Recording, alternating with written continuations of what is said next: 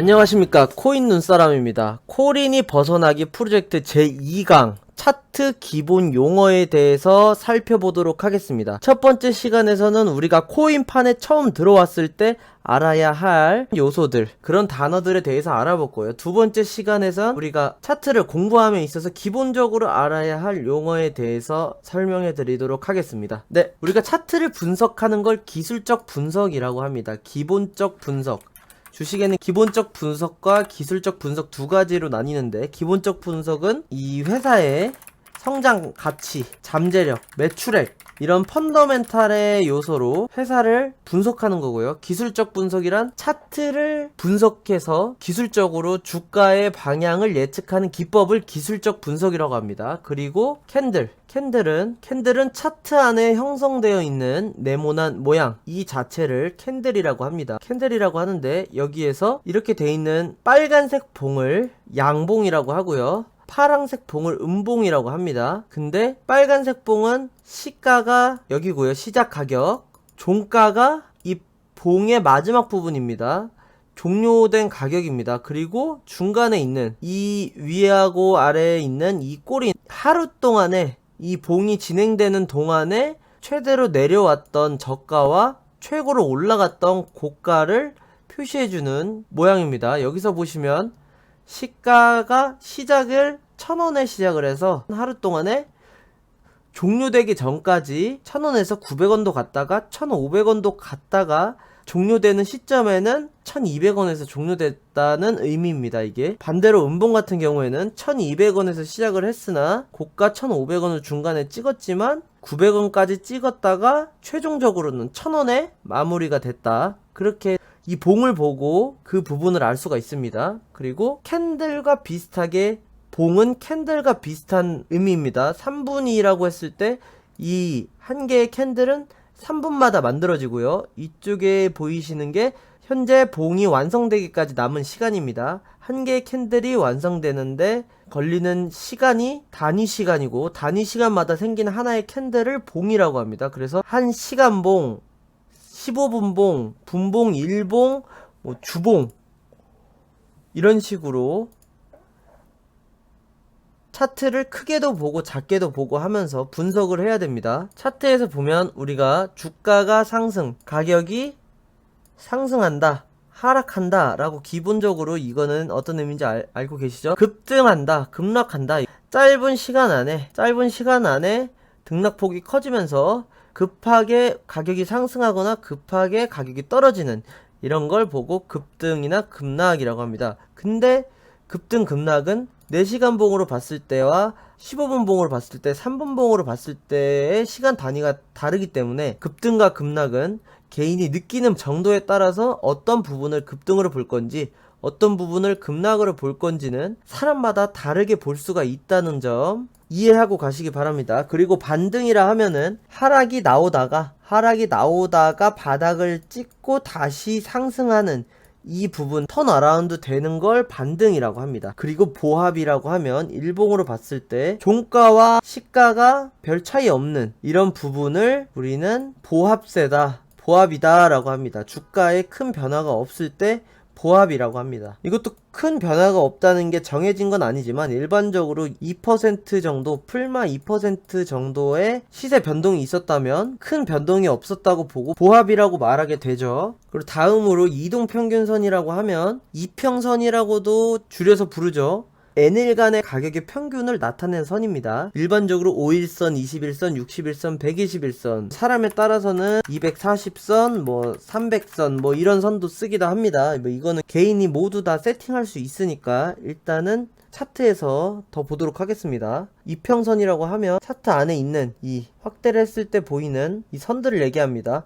가장 현재 봉과 맞닿아 있는 선이 5일선, 그리고 5일선을 조금 뒤따라오는 이 선이 주황색이 21선, 그리고 그걸 뒤에서 뒤따라오는 선이 초록색 선, 60일선이고 가장 늦게 따라오는 이 선이 121선입니다. 단기 이동평균선과 장기 이동평균선의 크로스되는 지점, 교차되는 지점을 보면 장기적으로 가격이 하락하고 있었으나 단기적으로 가격이 상승한다, 이런 지표를 볼 수가 있습니다. 이동평균선을 보게 되면 주가의 장단기적인 흐름을 알 수 있기 때문에 이동평균선을 꼭 세팅해서 보시는 거를 추천드립니다. 그리고 다음으로 배울 건 정배열입니다. 정배열은 모든 단기 이동평균선이 장기 이동평균선보다 높게 위치하는 거를 의미합니다. 맨 위부터 5일선, 21선, 61선, 121선 이런 식으로 배열이 정배열되는 상태를 말하죠. 여기서 보면 이쪽에서 정배열이 일어났습니다. 정배열 초입에서 빨간색, 주황색, 초록색, 하늘색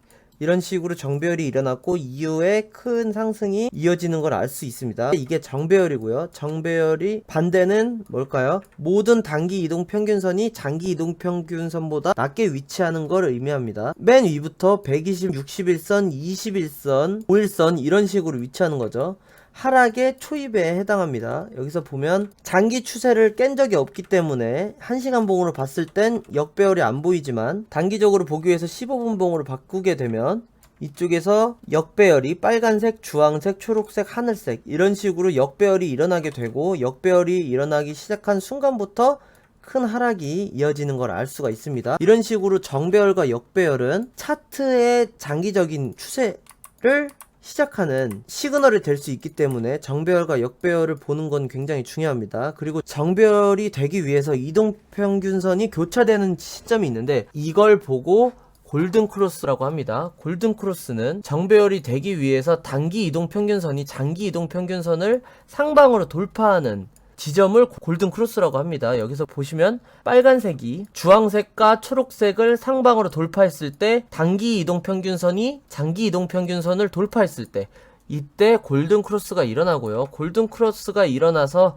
정배열이 되었을 때 비로소 가격이 상승하게 될 수 있는 겁니다. 데드크로스는 반대겠죠. 역배열이 되기 시작하는 초입에 나타나고 데드크로스가 됐을 때 이쪽에서 보시면 상승을 하다가 단기 이동평균선이 장기 이동평균선을 하방으로 이탈했을 때 이때 역배열이 되었을 때 하락이 시작하는 걸 알 수가 있습니다. 이런 식으로 단기 이동평균선이 장기 이동평균선을 하방으로 이탈하고 최종적으로 이탈해서 역배열을 완성시켰을 때 큰 하락이 시작되는 징조라는 걸 우리가 알 수 있죠. 이런 식으로 이동평균선과 이동평균선의 데드크로스, 골든크로스가 만들어가는 정배열과 역배열이 앞으로의 차트의 흐름에 중요한 지표가 되기 때문에 차트를 봄에 있어서 이동평균선을 항상 보셔야 한다는 거 기억하고 넘어가겠습니다. 그리고 거래량도 굉장히 우리가 차트를 봄에 있어서 좋은 지표가 되기도 하는데 거래량을 보다 보면 거래가 가장 많이 일어난 날, 거래가 적게 일어난 날의 차이가 보이실 겁니다. 거래가 많이 일어난 날은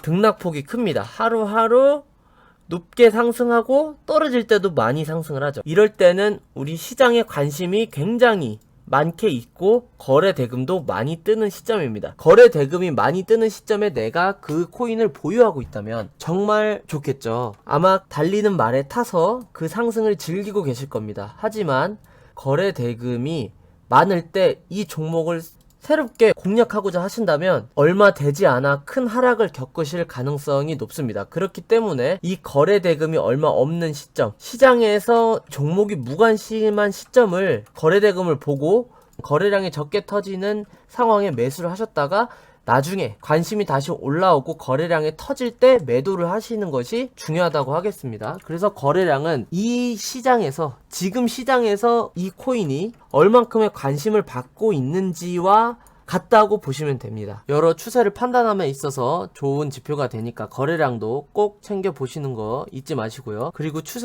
추세선은 차트를 분석을 하는 것의 기본이 되고 가장 지식이 없어도 접근할 수 있는 차트 분석, 기술적 분석의 가장 기본 방법입니다. 추세선은 기본적으로 고점과 고점을 이어주고 저점과 저점을 이어주는 데부터 시작할 수 있는데요. 고점과 고점을 이어주게 되면 중간중간에 만나는 지점이 있습니다. 여기에서 상승을 하려고 했는데 맞고 못하고, 하려고 했는데 맞고 못하고, 하려고 했는데 맞고 못하고, 이런 지점이 생기죠. 이랬을 때 고점과 고점을 이은 이 선을 저항이라고 부릅니다. 저항을 돌파했을 때는 큰 상승을 기대할 수가 있습니다. 왜냐면 여기서 계속 못 뚫었는데 이번에 뚫어줬다는 건 그만큼의 상승할 힘이 남아있다는 의미로 해석되기 때문입니다. 그래서 상방에 있는 추세선은 저항이라고 불리고요. 그리고 하단에 있는 추세선은 지지라고 불립니다. 일반적으로 하단에 있는 추세선은 잘 깨지지 않기 때문에 여기서 이탈을 안 했습니다. 근데 여기서 이탈을 했을 때, 이탈을 하게 되면 실명 매물이 나오게 돼서 이런 식으로 긴 꼬리를 달고 내려오거나 다시 올라가거나, 올라오지 못하면 이후에 그대로 주가가 하락하는 경우가 많습니다. 그렇기 때문에 이 추세선은 하단에서 지지를 해준다 의미로 지지라고 합니다. 그래서 추세선은 저항과 지지, 현재 시세 상단에 있는 저항과 하단에 있는 지지 두 가지로 나뉘게 됩니다. 그리고 RSI는 보조 지표 중에 가장 많이 보고 쉽게 접할 수 있는 RSI입니다. RSI는 일정 동안 주가가 전일 가격, 전일일 수도 있고 전봉일 수도 있죠.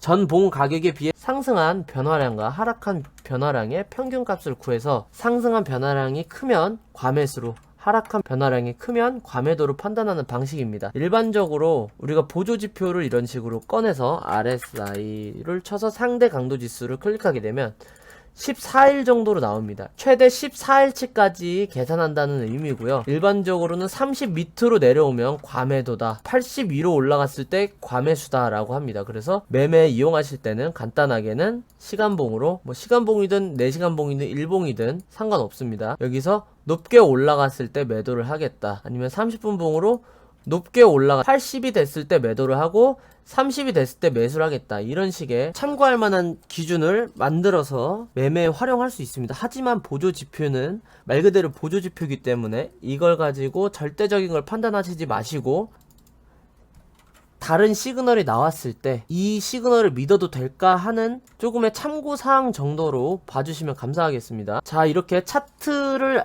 보기 위해서 꼭 알아야 하는 기본 용어, 차트 기본 용어에 대해서 2강을 진행했고요. 다음 편에서는 차트를 볼 수 있는, 우리가 차트를 분석할 수 있는 가장 기본적인 방법, 추세선 분석에 대해서, 추세선이 어떤 식으로 작동하는지, 어떤 원리를 가지고 있는지에 대해서 설명드리도록 하겠습니다. 감사합니다. 구독과 좋아요도 부탁드립니다.